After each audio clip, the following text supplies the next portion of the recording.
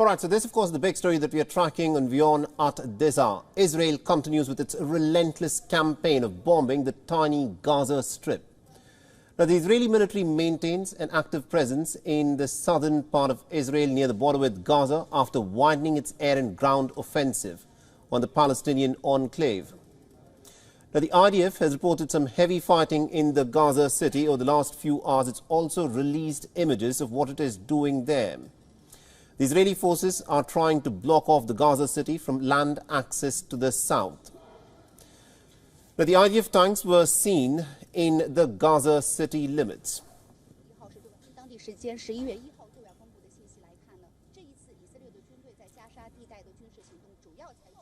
Now, remember, this was the worst scenario that had been talked about by many military strategists. This is street fighting in a very close range.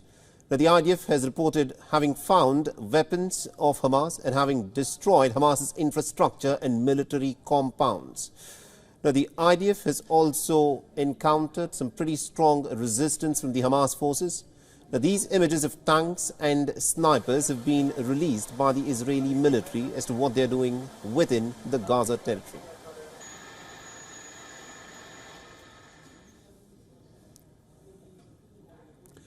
For its part, Hamas has said that it is holding back the Israeli forces. It has said that its fighters are equipped with machine guns and also anti-tank weapons and are fighting the invading Israeli forces in the northwestern part of Gaza. And this video that you're looking at on your screens shows a tactic that Hamas has deployed against the Israelis. It is straight picked out of the tactic that Ukraine has used against the Russian forces of dropping ammunition with the help of a quadcopter drone.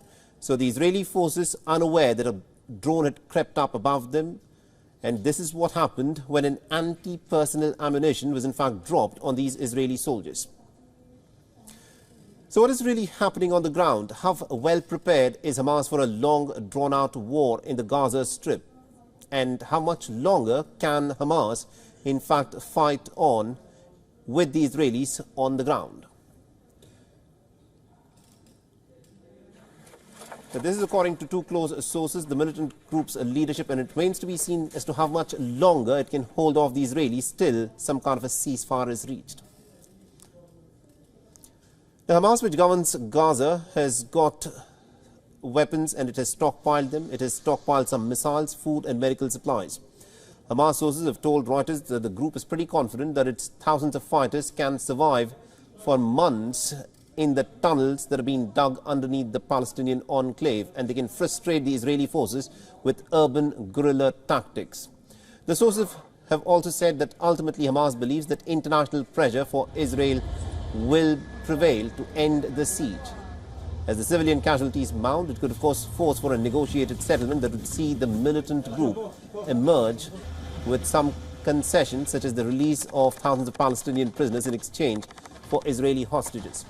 The Israeli Prime Minister Benjamin Netanyahu has vowed to wipe out Hamas and has rejected all calls for a ceasefire. But what is happening on the ground in this campaign of relentless bombing by the Israelis is that thousands upon thousands of Palestinians, many of them innocent civilians, are getting killed.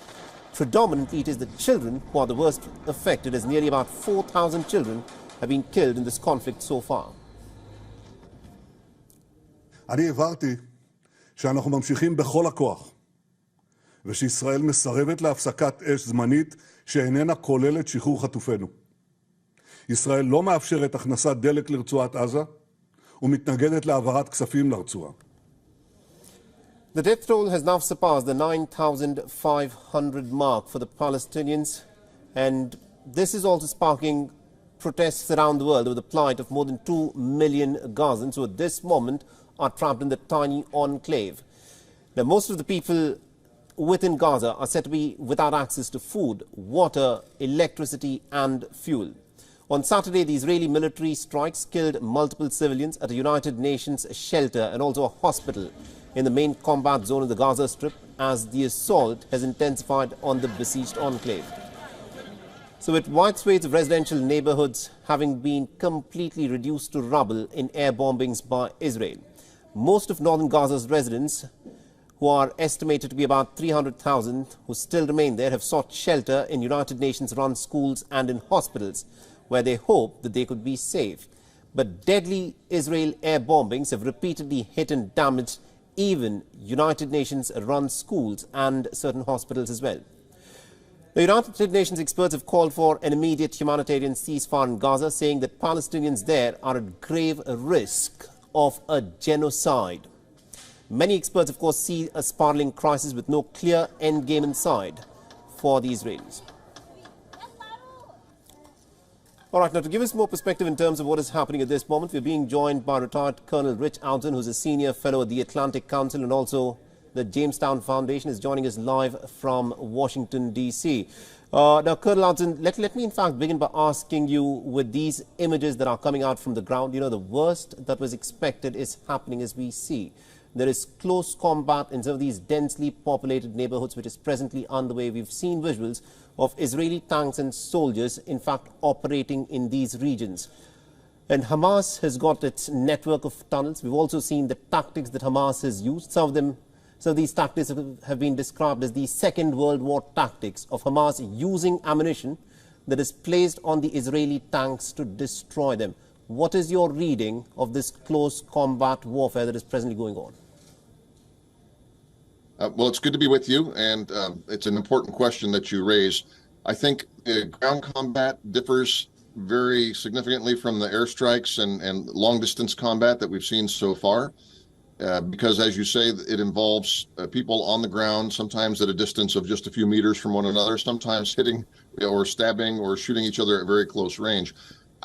From a human perspective and a humanitarian perspective, it's pretty bad, and it is sort of a worst-case scenario. But look, ground warfare is, in fact, necessary for certain operational and strategic objectives. So I think from an Israeli perspective and from a military operational perspective, it's not the worst thing that would happen. The worst thing that would happen would be that the attacks of October 7th would essentially be able to be repeated again in future if the platform for them, which is this tunnel network, is not destroyed. And unfortunately, there's no way to do that except for going in on the ground like this. Right. Now, one would expect, now, considering as to how advanced Israel is militarily, that Israel would resort to certain, you know, what are surgical strikes going after the top leadership of Hamas. And a lot of the top leadership of Hamas is not even present in the Gaza Strip. But instead, what we are witnessing is what even the United Nations has described as tantamount to collective punishment, where it is more and more, it is the common civilians, the common Palestinians in the Gaza Strip who are bearing the brunt of it. Are you convinced about this Israeli tactic, especially of, you know, carrying out these airstrikes in densely populated civilian areas on hospitals and United Nations run school? Is this tactic likely to work in crushing Hamas, or is this just creating a humanitarian disaster?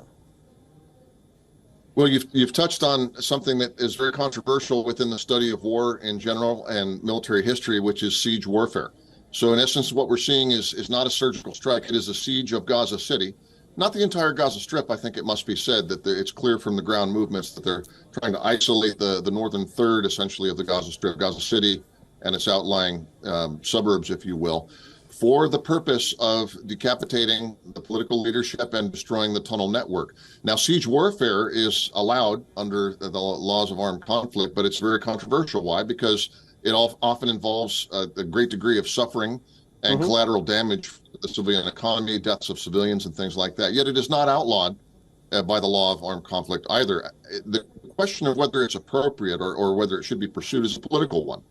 What is the cost for an Israeli leader, for instance, to balance the death of his own civilians and the outrage caused in Israel on October 7th, which, let's be honest, no Israel leader could survive in office. Right. Or be judged fairly by history. Colonel Alton, if I can just interject there. The question that I was asking was, you know, Israel with its sophisticated army, it can carry out surgical strikes to take out the leadership of Hamas. Instead, what we are looking at is effectively collective punishment. It's not necessarily the Hamas leadership that is suffering.